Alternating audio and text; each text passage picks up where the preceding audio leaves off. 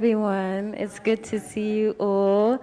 Thank you for coming today to celebrate African Liberation Day. So the theme for this afternoon is Unite and Organize. Today we can expect to have just a lovely celebration of cultural performances and also educational speeches, because African Liberation Day is not just about celebrating our pride and our identity as Africans, but it's also about remembering our journey towards liberation.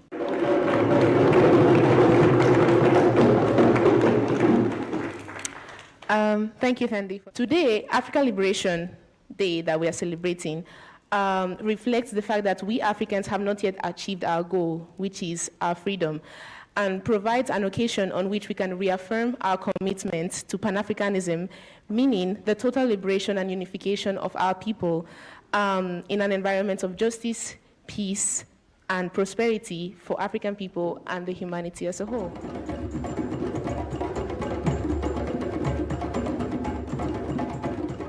I'm going to speak a little about land, I'm going to speak a little about African people, and then maybe try to tie something together. The richest continent in the world.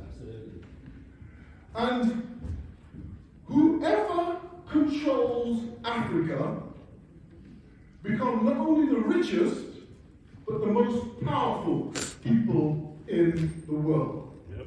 Understand this. So because of this,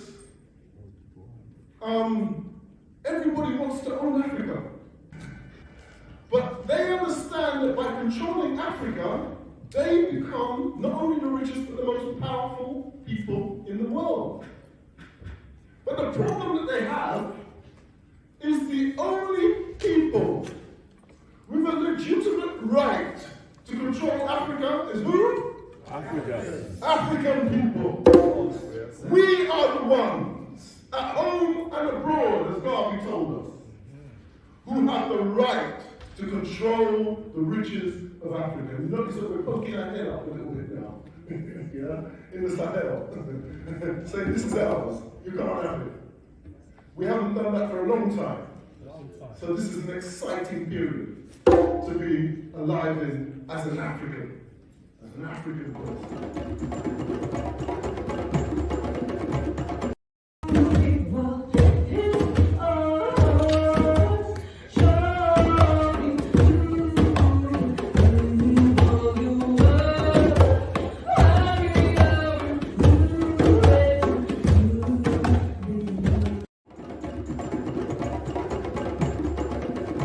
Platform African Stream across a wide range of social media platforms. Now, according to the outlet's website, African Stream is, and I quote, a Pan-African digital media organization based exclusively on social media platforms, focusing on giving a voice to all Africans both at home and abroad. In reality, the only voice it gives is to Kremlin propagandists. Working hard every day towards that endeavor. And you would be surprised what a bunch of teenagers, 20-year-olds and 30-year-olds can do. And here in Nairobi, our office is full of 20 and 30-year-olds, and we managed to shake the US establishment so much that we were branded Kremlin propagandists. So keep going, keep pushing, and as the great Grenadian revolutionary Maurice Bishop used to say, forward ever, backwards never. Peace.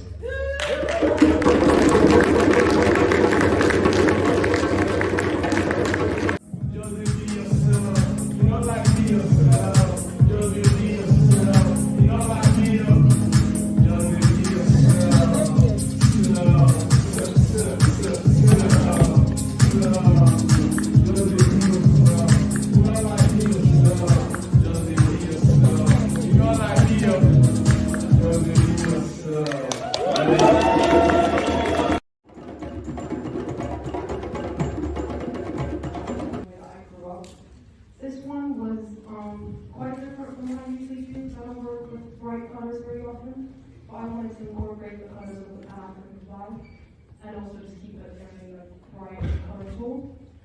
So this is an image of the two kids playing, and that's the involved. So I tried to sort of paint all of these, and I came up with this. So this piece in particular looks very simple, but I didn't know it was so complicated until I had to rehearse it yesterday. So I represented on the African map, I partitioned the African provinces. And I tried to address the ironies.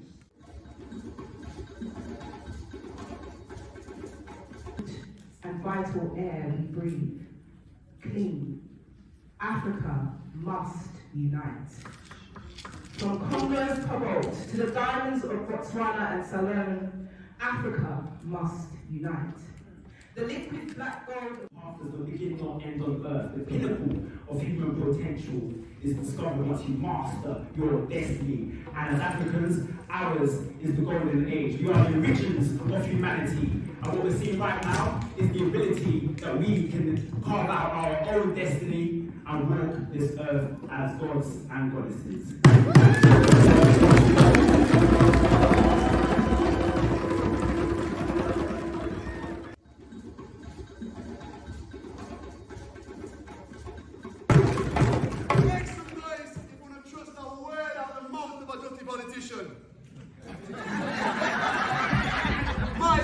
My people, now we are not stupid, serious. So, see these demons? Teeth skin, think they're in the mouth? As if we're missing what them did in the dark? Look why you come from me, that's what them want, war we will bring. I'm gonna lose them crowns from them war we will bring.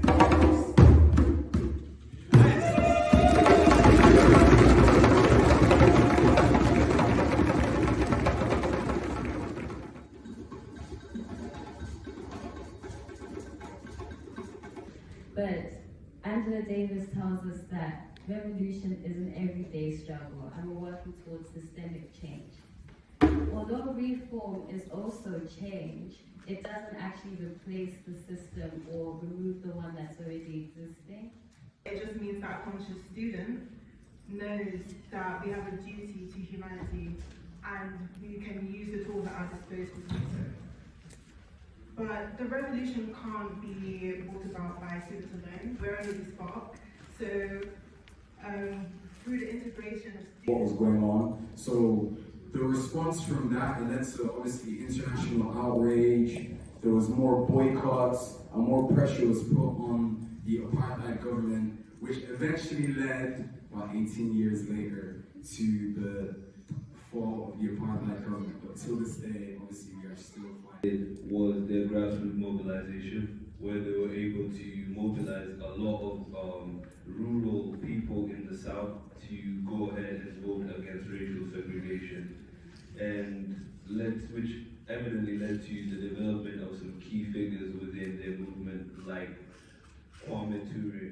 The Sudanese Professional Association organised and led a protest in 2018, which led to the Shia being overthrown and a new president was replaced and put in, but this was not, done through the people. So that is one of the major tools that imperialism uses to silence people, because the one way or the easiest way to keep a young voice quiet is threats. If you put fear in them now, they tend to back down, and that's them taking the power that the youth has. The reality of our people today is that we suffer everywhere, north, east, south, west. We live under a system that is built on the sufferation of our people, on free labor of our people, and of extraction of resources from our motherland. And we can see that this system allows institutions to go.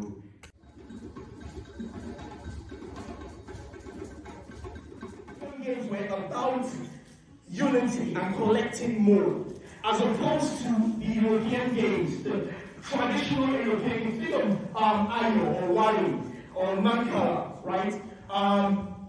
So you see that it's about these and collecting more.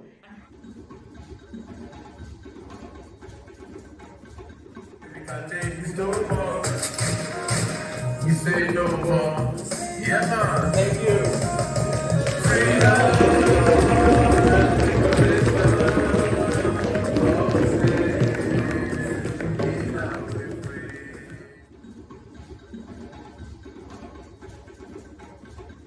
Movement of the people.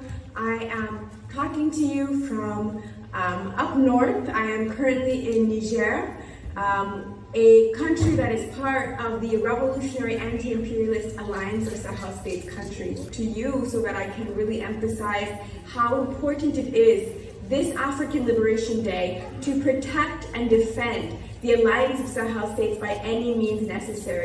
There is a brutal, disparaging, and very baseless, I'll say, propaganda campaign, media campaign, spreading lies about what's happening within the Alliance of Sahel States countries of Burkina Faso, Mali, and Niger. Please know that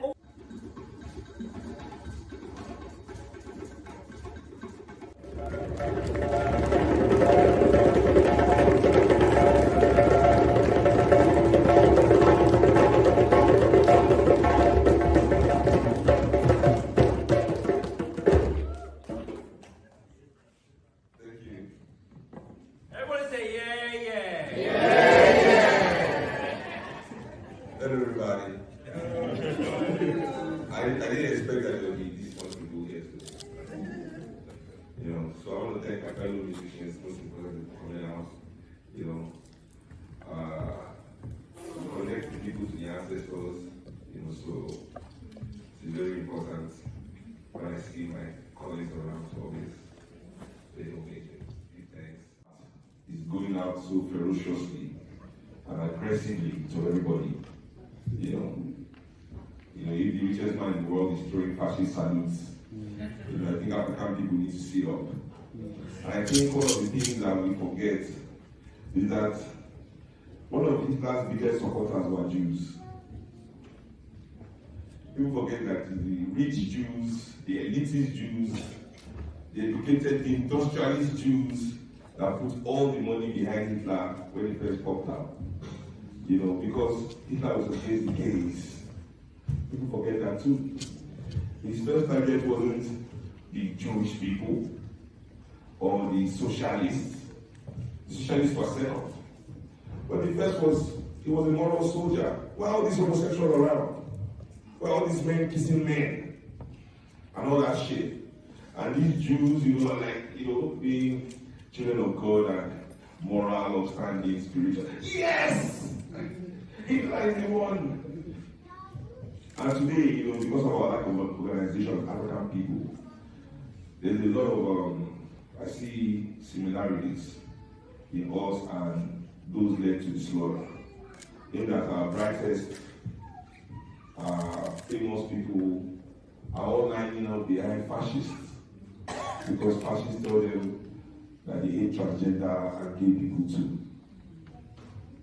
Nothing should align us with fascists. Nothing whatsoever should align African people with fascists. We must remember that as we continue to seek clarity